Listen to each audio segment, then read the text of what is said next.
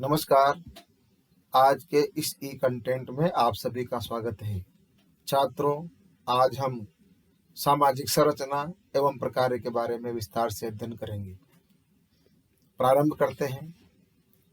सामाजिक विज्ञानों में संरचना और प्रकारों का महत्वपूर्ण स्थान है। सामान्य रूप से संरचना शब्द का प्रयोग बनावट या ढांचे के अर्थ में किया जाता है। वैज्ञानिक जब किसी वस्तु, घटना, संगठन अथवा व्यवस्था का अध्ययन करता है तो वह उसकी संरचना व ढांचे का अध्ययन करता है। सभी प्राकृतिक और सामाजिक विज्ञान भी अपने अपनी अध्ययन वस्तुओं से उनकी संरचना और प्रकारों का अध्ययन अवश्य करते हैं। छात्रों, वास्तव में संरचना और प्रकार की अवधारणा समाजशास्त्र में जीव विज्ञान से ली गई है और एक अध्ययन पद्धति, एक उपागम और एक सिद्धांत के रूप में इसका विकास रेडक्लिफ ब्राउन और मेलिनोवस्की ने सामाजिक मानवशास्त्र में किया था। वहां से यह अवधारणा विकसित होकर पुनः समाजशास्त्र में आई और संरचना के क्षेत्र में विचार करने वाले अन्य विद्वान जैसे कार्ल मानहीम, मर्टन, पार्सन्स, मैकआइवर, पैरेटो आदि हैं। समाजशास्त्र में संरचना का प्रयोग प्रकार के संदर्भ में किया जाता है और प्रकार के क्षेत्र में मर्टन ने अनेक नई अवधारणाओं की जन्म दिया है। इस प्रकार सामाजिक संरचना सामाजिक मानव विज्ञान एवं समाजशास्त्र की केंद्रीय अवधारणा है। इसके पश्चात छात्रों, अब हम संरचना के अर्थ के बारे में विस्तार से चर्चा करेंगे। सामाजिक संरचना को समझने के पूर्व संरचना शब्द का अर्थ अत्यंत जानना आवश्यक है। संसार की सभी वस्तुओं का कोई न कोई संरचना अथवा ढांचा अवश्य होता है और संरचना एक जटिल समग्र होता है जिसमें अनेक इकाइयां एक दूसरे से अर्थपूर्ण रूप से संबंधित तथा जुड़ी हुई होती है। इन इकाइयों में परस्पर प्रक्रियात्मक एकता होती है और ये एक दूसरे पर परस्पर निर्भर भी होती है। इन इकाइयों में सामान्यतया स्थायी और व्यवस्थित संबंध होते हैं। ये सभी इकाइयां एक विशेष क्रम में परस्पर जुड़कर जब एक जटिल समग्र बनाती है उसे संरचना कहा जाता है। चूना, सीमेंट, ईंट, पत्थर, पानी, सरिये, लकड़ी, लोहा और मजदूर तथा धन एक स्थान पर रख दें तो वह मकान नहीं कहलाता है। संपूर्ण सामग्री के क्रमबद्ध तरीके से एक दूसरे के परस्पर क्रमबद्ध निर्माण से मकान की संरचना तैयार की जाती है। छात्रों, जिस प्रकार से मकान, मोटर, घड़ी और शरीर आदि की संरचना होती है, उसी प्रकार से समाज की भी एक संरचना होती है। समाज की संरचना में भी अनेक छोटी बड़ी इकाइयां होती है, जैसे प्राथमिक समूह अर्थात परिवार, संयुक्त परिवार और वंश समूह, और द्वितीयक समूह है क्लब, क्रीड़ा और समूह आदि। संस्थाएं, मूल्य, परिस्थितियां आदि समाज की संरचना की जैसी इकाइयां तथा उनके परस्पर संबंध होंगे, उसी के अनुरूप संरचना का स्वरूप अथवा प्रकार होगा। सामाजिक संरचना अभौतिक होती है। यह एक जटिल समग्र होता है जिसमें विभिन्न इकाइयां परस्पर एक दूसरे से संबंधित, परस्पर निर्भर तथा अर्थपूर्ण तरीके से जुड़ी हुई होती है। अनेक विद्वानों ने सामाजिक संरचना पर अपने अपने दृष्टिकोण से अध्ययन किया है। ये सभी संरचना के अंतर्गत आती है।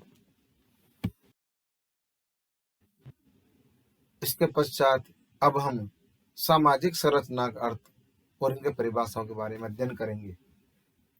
सामाजिक संरचना की परिभाषा अनेक समाजशास्त्रियों और सामाजिक मानव शास्त्रियों ने दी है, जो कि निम्न प्रकार से है।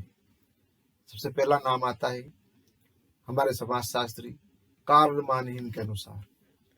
वो कहते हैं कि सामाजिक संरचना परस्पर क्रिया करती हुई सामाजिक शक्तियों का जाल है, जिससे अवलोकन और चिंतन की विभिन्न रीतियों का जन्म होता है। आपने सामाजिक संरचना को सामाजिक शक्तियों का जाल बताया है। जिस प्रकार धागों अर्थात जाल की इकाइयों के व्यवस्थित रूप से जाल बनता है, उसी प्रकार सामाजिक शक्तियां अर्थात नियंत्रण के साधन सामाजिक जीवन को स्थिरता प्रदान करते हैं। दूसरे समाजशास्त्री है मजूमदार और बदान के अनुसार। वो कहते हैं कि पुनरावर्तीय सामाजिक संबंधों के तुलनात्मक स्थायी पक्षों से सामाजिक संरचना बनती है। इसी में चलेगा ना। तीसरे समाजशास्त्री है रेडक्लिफ ब्राउन के अनुसार। सामाजिक संरचना के अंग या भाग मानव ही है और सामाजिक संरचना संस्था द्वारा परिभाषित और नियमित संबंधों में लगे हुए व्यक्तियों की क्रमबद्धता है। आपने आगे लिखा है कि मानव सामाजिक संबंधों से बंधे होते हैं, ये संस्थाओं और नियमों से नियंत्रित होते हैं और यही सामाजिक संरचना का निर्माण करते हैं। अगले समाजशास्त्री है कोजर और रोजनबर्ग के अनुसार। वो कहते हैं संरचना का तात्पर्य सामाजिक इकाइयों के तुलनात्मक स्थिर एवं प्रतिमानित संबंधों से है। इसके पश्चात हमारे समाजशास्त्री है पार्सन्स के अनुसार। वो कहते हैं कि सामाजिक संरचना परस्पर संबंधित संस्थाओं, एजेंसियों और सामाजिक प्रतिमानों तथा साथ ही समूह के प्रत्येक सदस्य द्वारा ग्रहण की गई परिस्थिति और कार्यों की विशिष्ट क्रमबद्धता को कहते हैं। इस प्रकार उपर्युक्त विद्वानों की परिभाषाओं के आधार पर यह निष्कर्ष निकलता है कि सामाजिक संरचना समाज की लघु तथा वृहद इकाइयों जैसे पद, भूमिका, समूह, संस्थाओं, एजेंसियों, प्रतिमानों तथा सामाजिक संबंधों से निर्मित जटिल, क्रमबद्ध तथा अमूर्त समग्र है। इस प्रकार ये सभी सामाजिक संरचना की परिभाषाएं कहलाती है।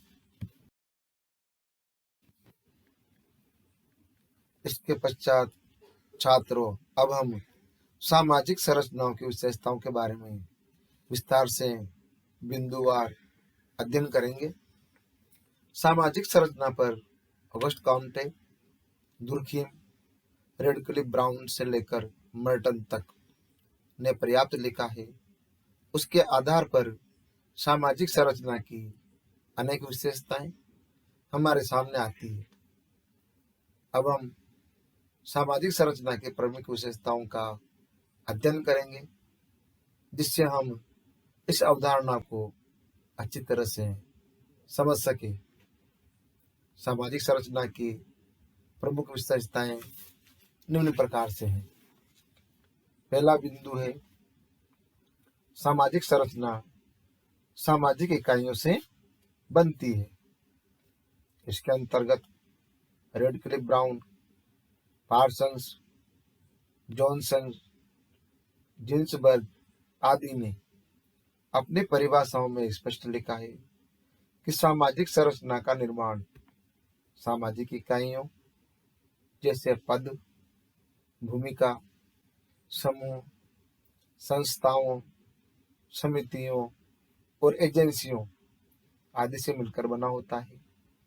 समाज की और भी अनेक छोटी बड़ी इकाइयां हैं जो परस्पर मिलकर एक बड़े प्रतिमान का निर्माण करती है। उसे ही हम सामाजिक संरचना कहते हैं। दूसरा बिंदु है इकाइयों का निश्चित स्थान होता है। सामाजिक संरचना में जितनी भी सामाजिक इकाइयां होती है तथा उनके महत्व तथा कार्य के अनुसार निश्चित स्थान होता है। स्पेंसर ने लिखा है कि संरचना जितनी जटिल होगी, इकाइयों का स्थान उतना ही अधिक महत्वपूर्ण तथा विशिष्ट हो जाएगा। संरचना जितनी सरल होगी, इकाइयों के कार्य, महत्व तथा स्थान उतने ही कम महत्वपूर्ण हो जाते हैं। जटिल सामाजिक संरचना में अगर इकाई का स्थान बदल दिया जाए तो संरचना बिगड़ सकती है। पद, भूमि का समूह, परिवार, संयुक्त परिवार, वंश समूह, गोत्र, उपजाति, जाति और वर्ण आदि का स्थान सामाजिक संरचना में स्तरित होता है। तीसरा बिंदु है इकाइयां क्रमबद्ध तथा व्यवस्थित होती है। इसके अंतर्गत अनेक इकाइयां मिलकर किसी संरचना का निर्माण करती है और ये इकाइयां परस्पर एक निश्चित क्रम में बंधी होती है तथा व्यवस्थित होती है। सामाजिक संरचना सामाजिक इकाइयों का ढेर या झुंड नहीं होता है, बल्कि उनमें क्रमबद्धता होती है। तभी संरचना संगठित, व्यवस्थित तथा अर्थपूर्ण होती है। परिवार, जातियां, मुखिया, पंचायत आदि का सामाजिक संरचना में निश्चित स्थान, क्रम तथा आरोह अवरोह रूप में स्थित निश्चित होती है। इसके पश्चात चौथा बिंदु है इकाइयों में प्रकार्यात्मक एकता होती है। रेडक्लिफ ब्राउन, मेलिनोवस्की, दुर्खीम, कुलुखोन आदि का मानना था कि सामाजिक संरचना की सभी इकाइयों में परस्पर एकता होती है और इकाइयां एक दूसरे से संगठनात्मक रूप से जुड़ी हुई होती है तथा समाज के लिए कोई न कोई महत्वपूर्ण कार्य करती है। इनका कहना है कि जिस प्रकार से जीव के विभिन्न अंग एक दूसरे से प्रकार्यात्मक रूप से एक सूत्र में बंधे होते हैं, उसी प्रकार सामाजिक संरचना की प्रत्येक इकाई भी परस्पर एकता में रहकर मानव की आवश्यकताओं की पूर्ति करती है। इसका पांचवा बिंदु है अनेक उपसंरचनाएं होती है। सामाजिक संरचना एक वृहद प्रतिमान होता है जिसमें अनेक उपसंरचनाएं अथवा उपव्यवस्थाएं होती है। इनमें अनेक संकुल होते हैं और ये संकुल अनेक सामाजिक इकाइयों या तत्वों से मिलकर बनते हैं। इसे निम्न उदाहरण द्वारा भी समझा जा सकता है। दो पद और भूमिका मिलकर परिवार बनाते हैं।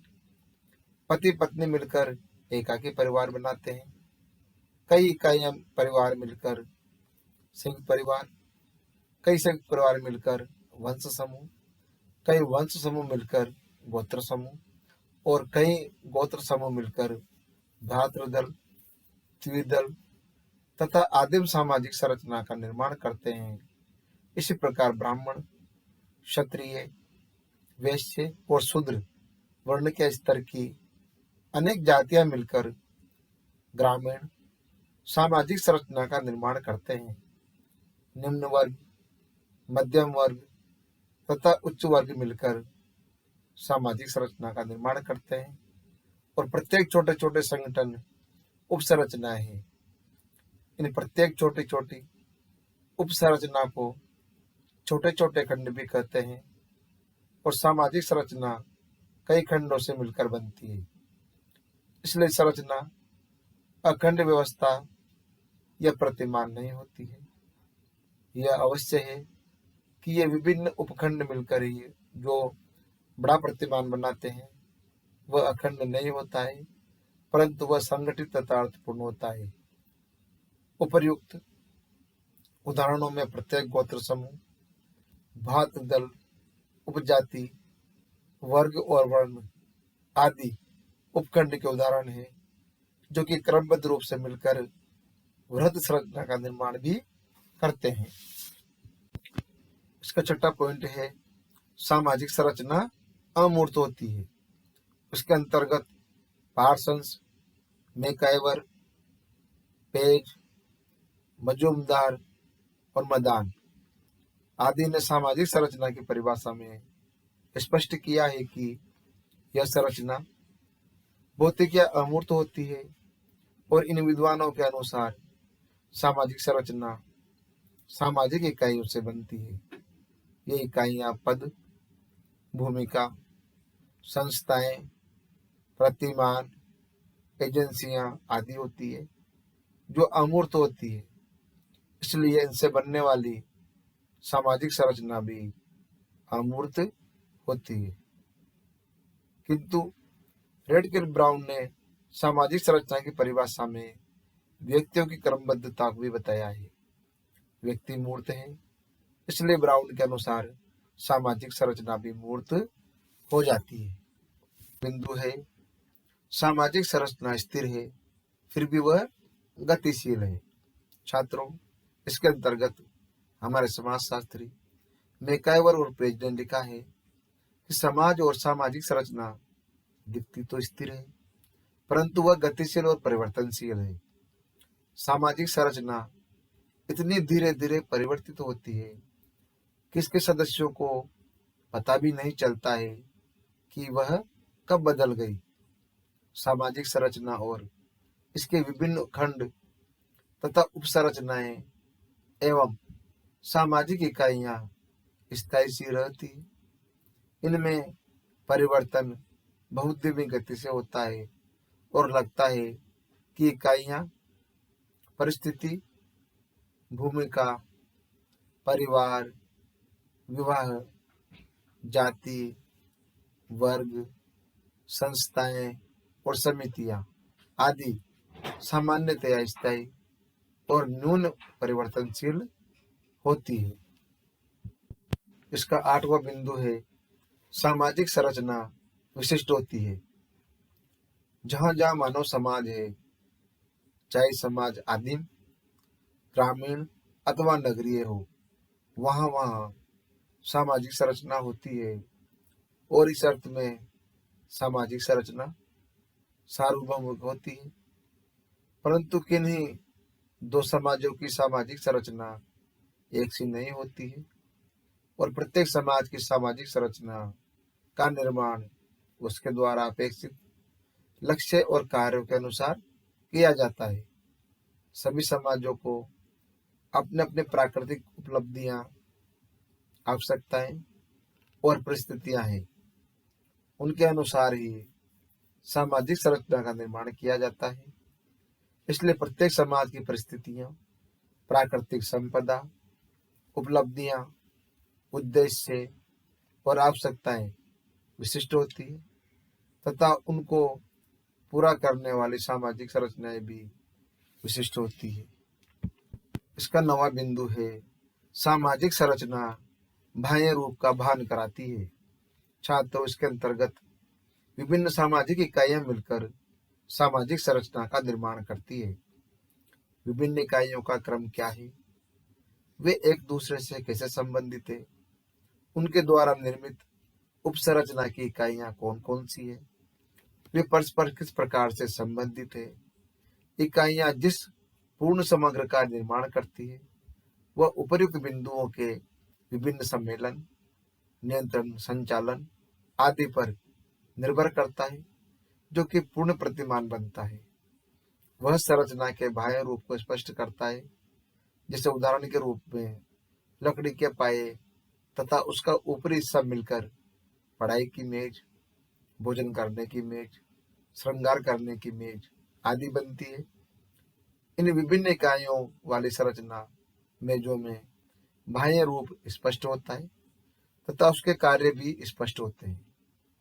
इसी प्रकार विभिन्न अंग भिन्न भिन्न रूप में संगठित होकर शरीर की अनेक संरचनाएं बनाते हैं, जैसे शेर, घोड़ा, गाय, बंदर, मानव आदि।